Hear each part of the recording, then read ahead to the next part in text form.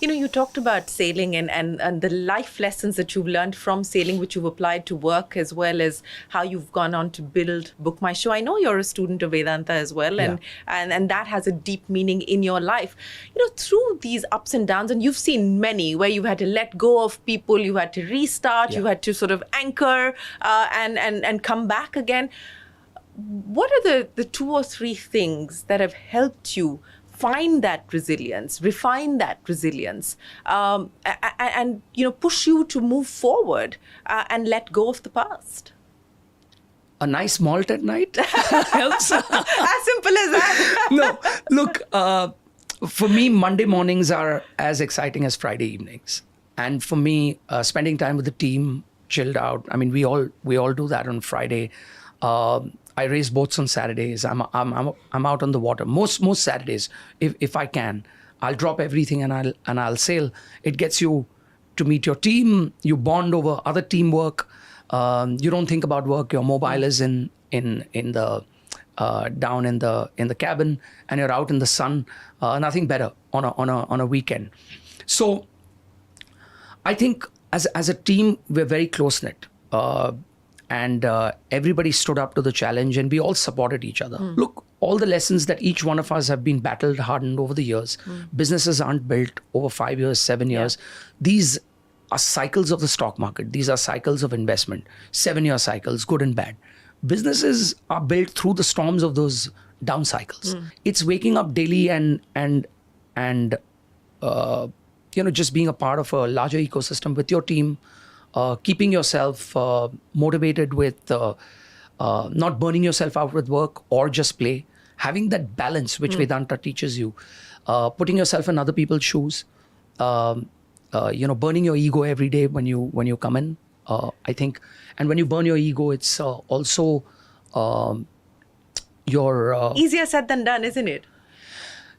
Look, it's easier said than done, but the humility comes from the people that don't have enough and do it with a smile and do more than you are asking them for it.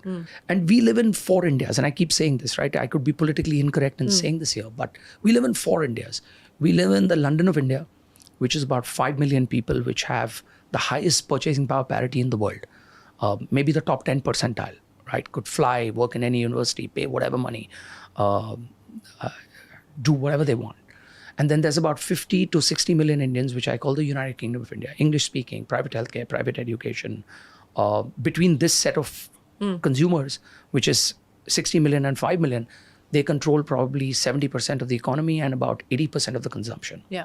Then there's 400 million Indians, which I call the Brazil of India, which is the emerging middle class. Till about 10, 12 years ago, their average monthly household income would be about $100. Today, it's about $400.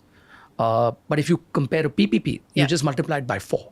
So it's about $1,600 to about $1,800 is the consumption that they can do with $400. And then you've got about 300 to 350 million Indians, which I call the Africa of India, underserved, undernourished, overexploited by guys like us, which is the London and United Kingdom of India. And all of this coexists in a 1 kilometer radius. So we serve all 4 Indias. And that is something that in moments like these, when you go through a shitstorm, like I said, you start focusing on the Africa of India. You start looking at what can you do for the Brazil of India. It is more rewarding and enriching for you than to say, I should just keep focusing on the London of India. And that works. It energizes you. I want to ask you, and this is something I'm curious about. Like, what have been the most absurd asks of celebrities that you've dealt with? Like, what are some of the things that you were like, really? Is that what is on the ask list? So has anyone surprised you? Has anyone blown you away with what they've... Nothing surprises you anymore? Nothing surprises me. So we've got a great artist management team and you get riders. And sometimes some of these elements that are put in the riders are only to test you. Like one of our artists right now, which is going to tour in the future, wants a certain variety of wine, loves that wine.